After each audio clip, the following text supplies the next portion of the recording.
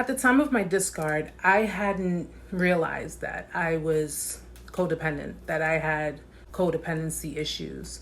And I remember that day clear as day when I was hurting in pain. I was just standing there crying my eyes out, and I'm a very sensitive person. So needless to say, the person was completely unempathetic to what I was feeling, borderline annoyed. And when everything was happening the way it was, I'm trying to figure out what's going on. Like, I couldn't understand a person that I was hoping to spend the rest of my life with, and that I was completely and head over heels in love with, was really breaking my heart. And all I could do was think of ways to try to fix it, to try to fix the problems. All the while failing to realize that this person was being pretty cruel, heartless, manipulative. I mean, I had to literally be penciled in to where I could meet with the person, maybe possibly sit down and talk with them. It went from being in love, being there for one another, being with one another, to being breadcrumbed, being,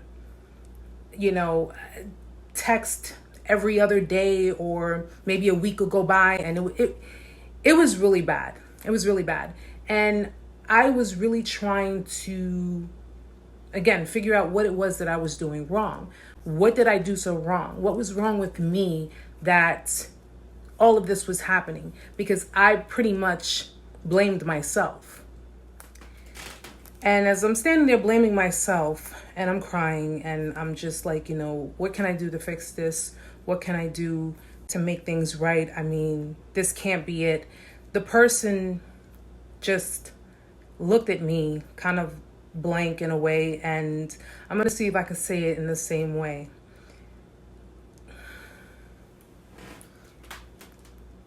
What, Erica, you want me to be with you out of pity? And this was all while I was, standing there crying. I'm hurting, I'm upset, and you're annoyed by me and my feelings and what's going on. So even after that, I still was trying. I was still trying to make things right. I was still trying to be better. I was still trying to, saying to myself, if I give them some space, maybe they'll realize they're making a mistake. Maybe they'll realize that, we're meant to be together, because I really love this person. And I've done every and anything possible to show them that I love them. I mean, anyone can vouch for that. And I don't understand what the problem is. And some time went by, and I tried again. And the next time around, I got told, you know what? Before you throw yourself in front of a bus, I'm just gonna be with you. All right? I'm just gonna be with you, because you obviously are just, it's not gonna stop. It's never gonna. And I was crying, and I was saying I could change. I can change. I could change. Whatever you need, whatever you want, I could change. And of course, they still turned their back on me. I had come to the realization that, the ego was getting stroked. Just wasn't by me. And it wasn't enough what I was doing. They had become bored with me. Things were stale. They were just like, what? It's not doing anything for me. And I mean, I am a boring person. I'm not going to deny that. All I ever did was work. I mostly worked. I mostly took care of my kid, took care of my home. I don't party. I don't drink. I don't do any of that. And I basically had come to the terms that, the excitement is probably elsewhere. And considering a lot of the things that I saw, considering a lot of the things that were brought to my attention, that was pretty much the straw that broke the camel's back. Now, much like anyone else, I went through withdrawals. I went through my anxieties. I went through panic attacks. I, would find myself waking up in the middle of the night 2, 3 in the morning when I could finally fall asleep, shaking, just shaking out of my sleep. I felt like a crack fiend in a clinic, just being taken off a drug. And it really hit me hard when I come to the realization that it was almost as if I never existed. Because while I'm going through the motions and I'm trying to pick myself back up, obviously that person went on with their life and they were just doing whatever they wanted to do. It was almost as if Erica was just another phase, and that's it.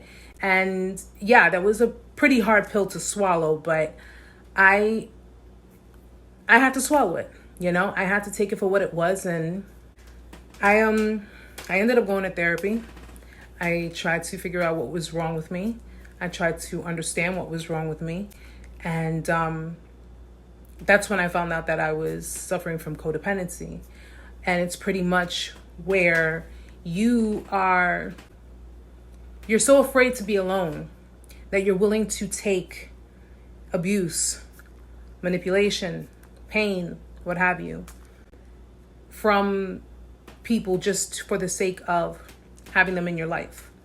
And you rely on people to validate you. You rely on people to emotionally fulfill you. You rely on external sources because you are internally insecure. So there was no doubt in my mind that there was something wrong with me. But it was more so what I was willing to put up with just for the sake of saying, I have someone in my life. Codependency, much like narcissism, is trauma. It's trauma that's been inflicted on people from early childhood.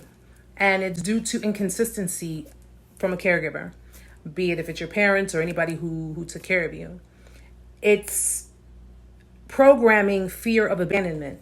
So though the person you're dealing with is giving you breadcrumbs, and the person you're dealing with is treating you like shit, and the person you're dealing with is telling you I love you, but the person you're dealing with is talking to you like you are absolutely pitiful, you are mistaking all of that abuse with your punishment. You're being punished for something that you did. You're being punished for something that you could not do.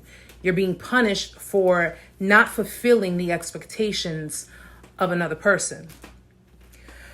Well, Erica, codependency sounds like one hell of a roller coaster ride. So how did you manage to overcome it?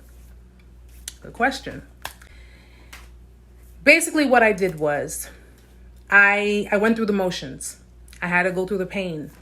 I had to feel it. I literally had to feel it. And when I was done feeling the pain of everything, I took accountability. I took accountability for me, for what I contributed. I took accountability for my anxiety. I took accountability for my insecurities. I took accountability for my clinginess. I took accountability for my sense of demands. I took accountability for basically trying to control things, because codependents do try to control things too. I took accountability for a lot of what it was that I contributed to the dynamic, to any other dynamics in my life. I took accountability. That's the first step, is taking accountability, because you're acknowledging. On the flip side of that, I did not take accountability for how other people treated me, because first and foremost, I was a respectful person, always respectful, no matter what. Okay. I was a loyal person. I was a decent person. I was a caring person. I was, yes, a people pleaser. I wanted to please everyone and let everyone know that I care, and I'm a caregiver.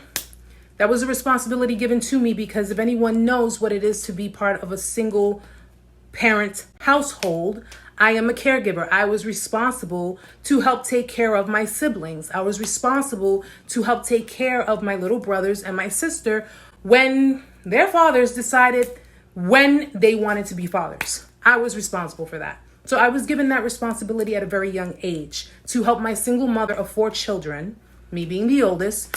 And that's just pretty much the role that I've always taken, the caregiver role. So needless to say, I'm a people pleaser. Let me amend that. I was a people pleaser. Because the second thing I did was I stood out of myself. I stood outside of myself, and I put myself as a third party. So now you have Erica, you have the other party, and then you have me here, third party. And I basically looked at everything. I looked at everything for what it was. At this point, you're doing head over heart decisions, which means you're not using emotion anymore. You're using logic, okay? Codependent Erica was using emotions because she was afraid. She had fear. She had fear of losing people. Logical Erica does not give a fuck about anything or anybody, what they say, and if they come at me stupid, then they're gonna really wish they hadn't. Logical Erica basically decided to put two and two together, see everything for what it was. At this precise moment is the most important moment, because now logical Erica is becoming enraged and pissed. Now, when you become enraged and really pissed off, you can do something stupid. So I advise that if anyone's going to go into this mode, be very, very careful, because someone who's a caring, giving person, someone who sees that they were taken advantage of, they were taken for granted, can get extremely, extremely emotional. Logic is out the window and they can do something stupid. So you got to be very careful. I, on the other hand, have very strong willpower. Nothing outside of what I believe in affects me. So I have strong willpower, and I managed to utilize that anger, that frustration, that rage, and I utilized that to push forward. What I did was I started to change things. I started to change the way I thought about things. I started to change the way I saw things. I started to change my whole outlook, my perception of everything. And hell, I even started to change myself. Now, at this precise point, as pissed off as you are, and you don't want anything to do with anyone involved within a particular situation because you're completely disgusted by everything, you can move on and just be with someone else or do what you do or whatever the case may be. But that's not the point of getting over codependency. Getting over codependency means embracing your autonomy. It means embracing your singlehood, embracing your solidarity. You're embracing being alone, being independent, being emotionally independent. So what I decided to do was I decided to cut off contact with everybody. I mean, everybody. Only very few close friends kept in contact with them, but I had to reprogram my mind. I had to reprogram my lifestyle and reprogram everything that I ever believed in, everything that I ever thought, because everything was fear-based. I decided to reprogram it.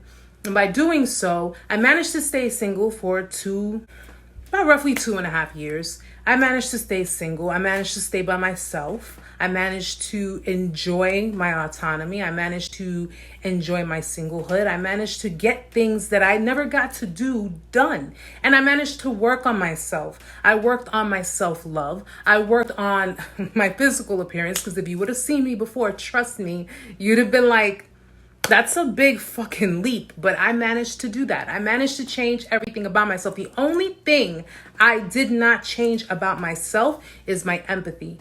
And just because you change, you are emitting self-love, you are confident, you are secure, you don't need no fucking body, does not make you conceited, does not make you vain, does not make you any of those things. Because if you don't change who you are internally, as far as your empathy is concerned, as far as your feelings are concerned, then you've just managed to accomplish what a lot of people have not accomplished yet, which is evolution. You evolved. That's all. You just evolved. You may have changed your physical appearance. You may have changed your outlook to things. You're becoming more conscious and you're becoming more aware. But most importantly, you're purging out that fucking trauma. That's what you're doing. So what I did was I purged out that trauma. Don't get me wrong.